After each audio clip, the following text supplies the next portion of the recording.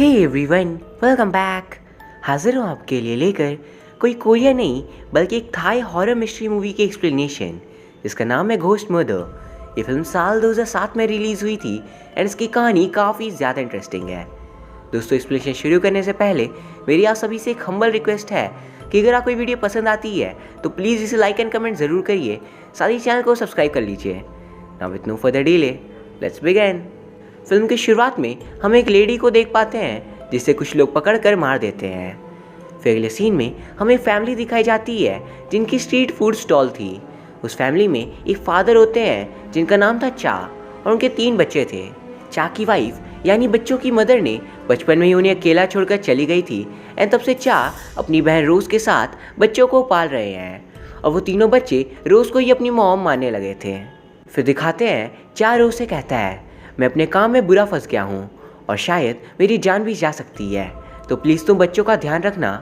पर रोज़ के पूछने पर भी वो क्लियरली उसे कुछ भी नहीं बताता। फिर अगले सीन में हम जेनी नाम की लड़की को देख पाते हैं एंड वो भी चा की बहन होती है और चा ने उसे भी बच्चों की देखभाल के लिए बुलाया होता है। पर जेनी बिल्कुल भी अपनी बहन रोज़ जैसी नहीं थी। इवन वो फ़ोन पे अपने फ्रेंड से चा की बेइज्जती करती है। दूसरी तरफ हम चा की लाश को देख पाते हैं, मतलब कि उसे जिस बात का डर था वो सच हो गया है। एंड एक पुलिस ऑफिसर जैक डॉक्टर से इस बारे में बात कर रहे थे एंड तभी वहाँ पे चा की दोनों बहनें भी आती हैं। फिर ऑफिसर जैक रूम से जैसे ही बाहर आते हैं उनके सीनियर आकर उन्हें केस से हटा देते हैं, मानो जैसे यहाँ कुछ तो गड़बड़ हो और कुछ बड़ा छुपाया जा रहा है। फिर अगले सीन में दिखाते हैं ऑफिसर जैक घर पे सो रहे थे एंड तभी उन्हें एक डरावना सपना आता है जिसमें हम देख पाते हैं ऑफिसर जैक की गलती के कारण एक बेगुनाह की जान गई थी। एक किलर ने एक लड़की को गन पॉइंट पे ले रखा था एंड ऑफिसर जैक उस पर पीछे से फायर करते हैं जिसमें उस बेगुनाह लड़की की भी मौत हो जाती है और इस सदमे से अभी तक जैक उभरे नहीं थे। तभी वो चा के बारे में सोचते हैं एंड दोस्तों यहाँ हमें पता चलता है चा ऑफिसर जैक के लिए ही काम करता था और इसीलिए जैक एनीहाउ अपने दोस्त के कातिलों को ढूंढना चाहते थे। दूसरी तरफ चा का फ्यूनरल होता है और उसके बाद सभी वहाँ से चले जाते हैं कि तभी एक क्रिस नाम का बंदा रोज़ और बच्चों पे नज़र रखे था एंड फ़ोन पे वो किसी जस्टिन नाम के शख्स को इस बारे में बताता है।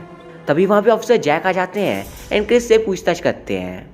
दरअसल क्रिस चा का ही दोस्त था और चा के क्रिस से मिलने के बाद ही उसकी मौत हुई थी।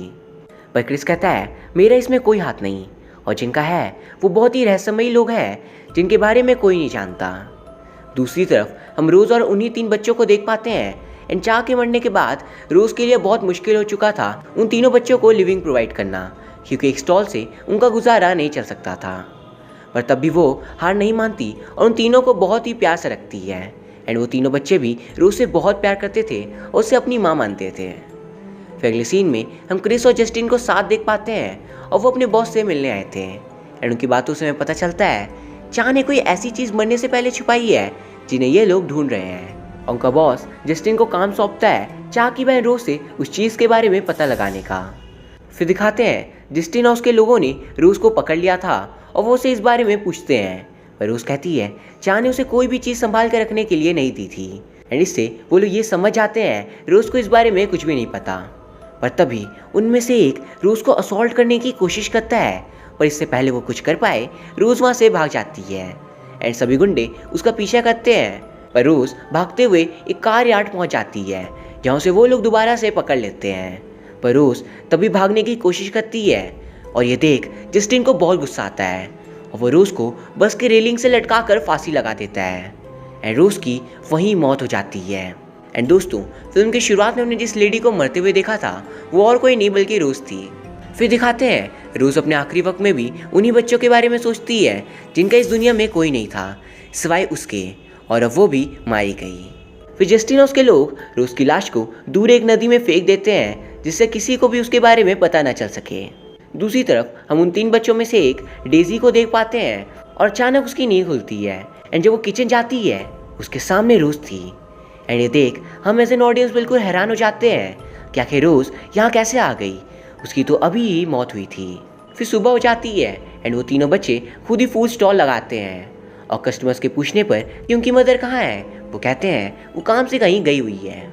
दूसरी तरफ ऑफिसर जैक पे उसका सीनियर गुस्सा करता है कि वो बिना परमिशन चा के केस को इन्वेस्टिगेट नहीं कर सकता क्योंकि हाल ही में उसके कारण एक बेगुनाह लड़की की मौत हुई थी।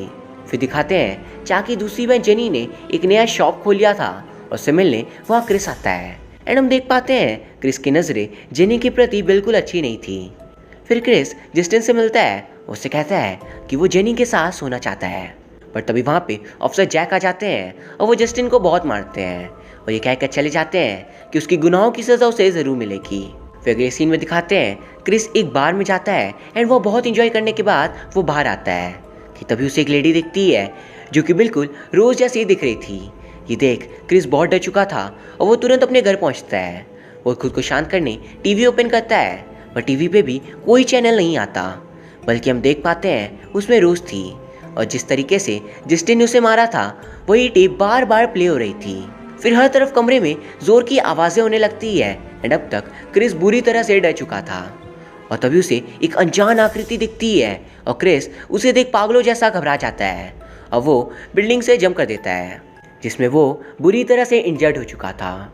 पर तभी ऊपर से एक शीशे का टुकड़ा गिरता है एंड क्रिस की वहीं मौत हो जाती है। फिर अगले सीन में दिखाते हैं डेजी ऑफिसर जैक से कहती है मदर रोज आपसे मिलना चाहती है एंड जैक रोज से मिलता है जो कि उसकी रूह होती है। पर इस बारे में ना ही डेजी को पता था और ना ही जैक को। जैक रोज को चाह के मर्डर के बारे में कुछ बताने वाला होता है कि तभी वहाँ जेनी भी आ जाती है और ये देख रोज गायब हो जाती है एंड जैक ये देख हैरान था।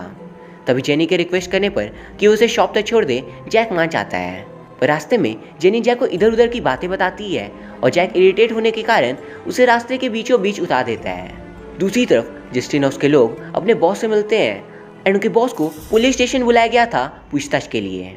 तभी रास्ते में उनकी बातों से हमें पता चलता है जस्टिन और उसके बॉस का ड्रग्स का धंधा है एंड चा ने उनके ड्रग्स को चुरा लिया था और वो इन्हीं ऑफिसर्स को दिखाने वाला था। उससे पहले इसकी मौत हो गई। एंड दोस्तों यहाँ हमें ये भी पता चलता है चा के कातिल के बारे में इन दोनों को भी कोई आइडिया नहीं था। इवन जस्टिन और उसके बॉस खुद चा के छुपाए एविडेंस को ढूंढ रहे थे वरना वो पकड़े जा सकते थे। फिर हम वही तीनों बच्चों को देख पाते हैं एंड वो लोग सो रहे थे, बट तभी उनमें से एक को डरावना सपना आता है, पर वहाँ रोज आकर उस बच्ची को कंफर्ट देती है। फिर अगले सीन में हम जस्टिन के आदमियों को देख पाते हैं एंड वो लोग किसी राज के बारे में बातें कर रहे थे।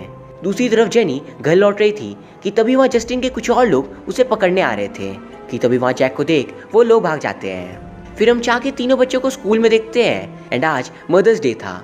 सिवाय उनकी मदर यानी रोज स्कूल नहीं आई थी, इसलिए डेजी को अपनी बहनों का मदर बनना पड़ता है। पर फंक्शन खत्म होने के बाद डेजी अकेले में बहुत रोती है और वो बहुत उदास थी क्योंकि उसकी ज़िंदगी में अचानक बहुत कुछ बदल गया। उसके मॉम एंड डैड दोनों ही गायब है, उसके कंधे पर अपने भाई बहन की जिम्मेदारी थी।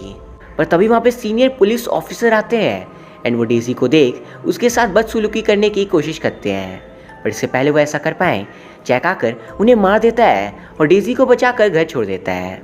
एंड घर पे डेजी को रोज मिलती है कि उसे सॉरी कहती है कि वह स्कूल नहीं आ पाई। दूसरी तरफ हम जस्टिन के एक आदमी को देख पाते हैं जिसे एक अनजान आकृति बेरहमी से मार देती है। फिर अगली सीन में जैक चा के ग्रेव पे बैठा हुआ था कि तभी उसे एक रूह की आवाज़ें सुनाई देती है और वो रूह जैक को उसी नदी के पास लेकर जाती है। एंड दोस्तों वहाँ जैक को रोज की डेड बॉडी मिल जाती है, जिसे देख वो समझ आता है इतने दिनों से जो रोज उससे बातें कर रही थी वो रोज नहीं बल्कि उसकी रूह होती है। एंड ये देख वो बेहद घबरा जाता है।